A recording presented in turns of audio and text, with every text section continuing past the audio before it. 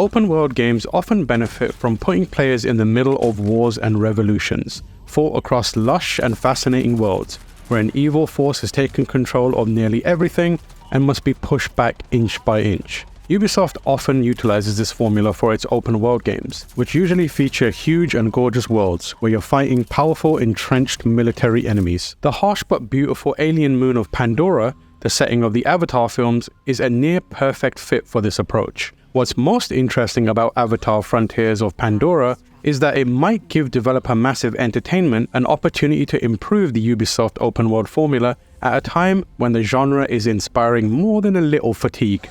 We must bring the fight to them.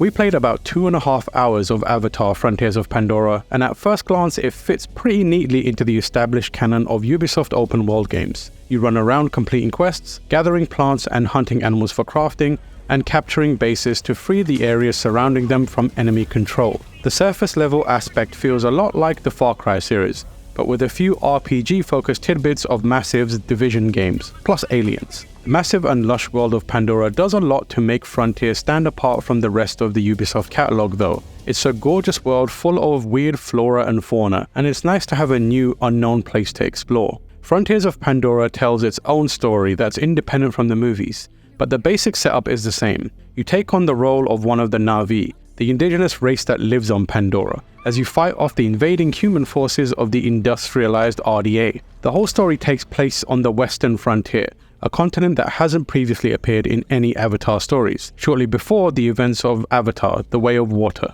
Our hands-on time with Frontiers of Pandora focused on a few story quests that helped give a sense of how you'll interact with the world. There's a not quite parkour feel to being a Na'vi. You're bigger than a normal human and can clamber and leap over rocks and trees to maintain your speed. There are lots of opportunities to climb rocks and trees everywhere, and you can charge up a jump for decent height, while also using a little air dash to cover gaps. It's basically a triple jump.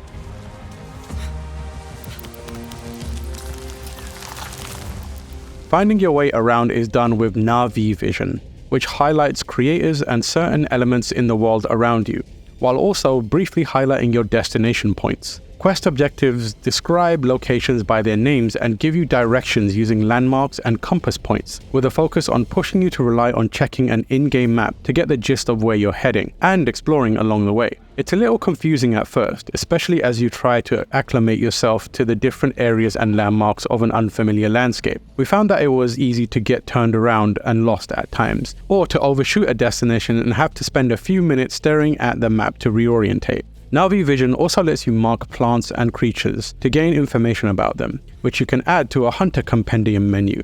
Reading up on ingredients and animals gives you the information about where they congregate and how to find them, and even lets you highlight them in Na'vi Vision, making it easier to find what you need. Plants and animals have different rarity levels, which can fluctuate on the day-night cycle and even weather, so there's a lot to keep track of to get things that you might need. In general, Frontiers of Pandora uses Na'vi Vision to emphasize spending your time in its alien world, rather than just pointing you towards the next navigation point or filling your screen with icons to chase down. In one quest, we were tasked with finding a missing RDA defector who crashed a VTOL as he tried to bring medical supplies to the Na'vi resistance. Locating him was a multi-stage affair that required us to find his crash site, clear out the RDA who were also searching for him, and then investigate the crash yourself. There's a bit of detective work here. I needed to find and select different objects in the crash site, like a parachute tangled in a tree, a ripped up flight suit, or the VTOL itself, and connect the pieces of evidence that go together so my character could draw conclusions. Once I figured out what happened, my character made the inference that the defector was injured and trailing a certain scent from the medical supplies he used to patch himself up.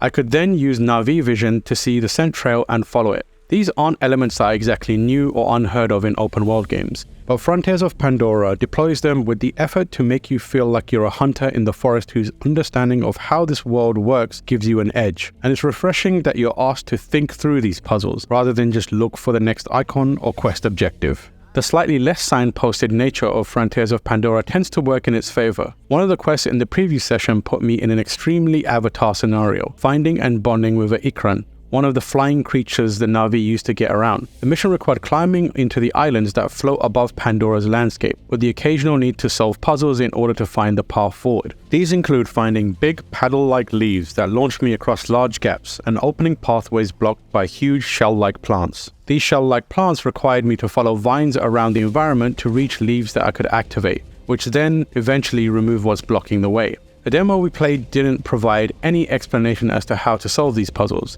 which instead suggested you'll need to rely on your wits and your Na'vi vision to figure out how to proceed. Like the navigation, but the reliance on finding your way helps to highlight the feeling of having the special abilities and connection to the world that the Na'vi enjoy. The question overall is how well these attempts to get you immersed in Pandora actually work, which is tough to tell with just a short look at the game. Our experience for those couple of hours in Frontiers of Pandora was that getting lost was something that could happen frequently, and that the game often asks you to track down some small plant or object that can be tough to locate in its incredibly dense world. That could be pretty frustrating, since there seem to be a huge amount of plants and animals you'll use as crafting materials. We didn't spend much time with the crafting system though, and the lack of understanding about how best to navigate and find important materials could also just be a function of dropping into the game in a middle point, rather than getting tutorialized in the early going the way a player normally would.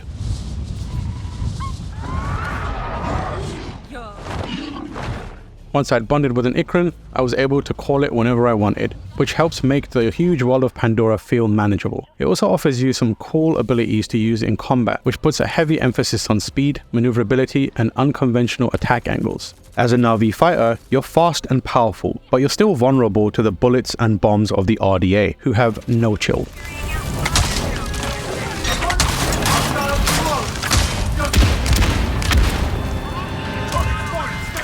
You might be physically superior and quite a bit bigger than any human you might run up against, but they're packing VTOLs, mech suits, and assault rifles. The fact that you're outgunned and powerful but not invincible provides an incentive to think about how you approach fights in Frontiers of Pandora. You can always go in guns blazing, but at least in the quest that we played that sends you to clear out an industrial RDA base, stealth and hit-and-run tactics seem like better options. Stealth in Ubisoft open world games is always an option, but not strictly necessary, often because you're usually so well armed that you can smash through just about any group of soldiers that decides to mess with you. Here, your relative squishiness brings a feeling that being sneaky and smart is as important to staying alive as being a crack shot. We played a story quest that introduced taking down bases, but as in other open world games, you'll also encounter them as you wander the world, and can take them on whenever you want, assuming you have the right gear level. Some bases are well above what you can handle, and your character will even call out the need to prepare before approaching them. RDA bases pollute the area around them, enraging or killing wildlife, and generally sucking the color out of Pandora, and you can only clear it up by destroying the base outright. That usually means heading inside and flipping a few switches scattered around the place to cause it to overload.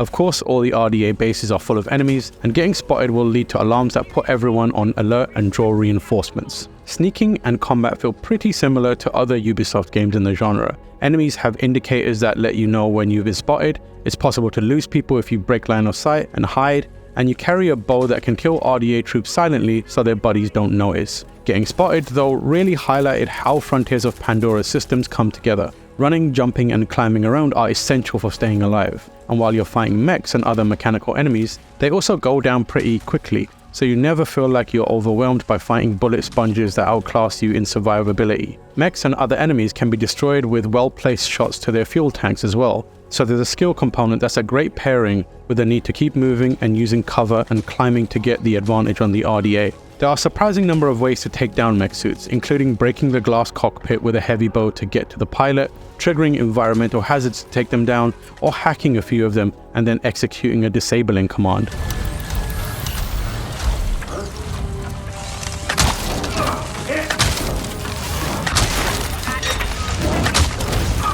Our hands-on time provided a decent look at Avatar Frontiers of Pandora, and what we saw was promising. It generally feels like Massive is using the Avatar license as a chance to expand on the usual Ubisoft approach to open world games. A lot of the usual formula elements are present, but with an effort to move away from the hand-holdy nature of many of those games. At its most heightened moments, that approach works pretty well, with Frontiers of Pandora providing some fun, fast-paced action and a beautiful world to explore. The question is whether a huge open world can operate without all those hand-holdy user interface elements and navigation icons. And while ideas like the Na'vi vision feel like a step in the right direction, they might offer a different kind of hand-holding instead of less. A kind that requires you to just hold down a button to see what you're supposed to do, rather than having it superimposed on the screen at all times. But Avatar: Frontiers of Pandora takes place in a huge, gorgeous, and strange world. And if it can strike the right balance in helping you explore it without telling you how to do so, it could be a pretty exciting new frontier in open world games.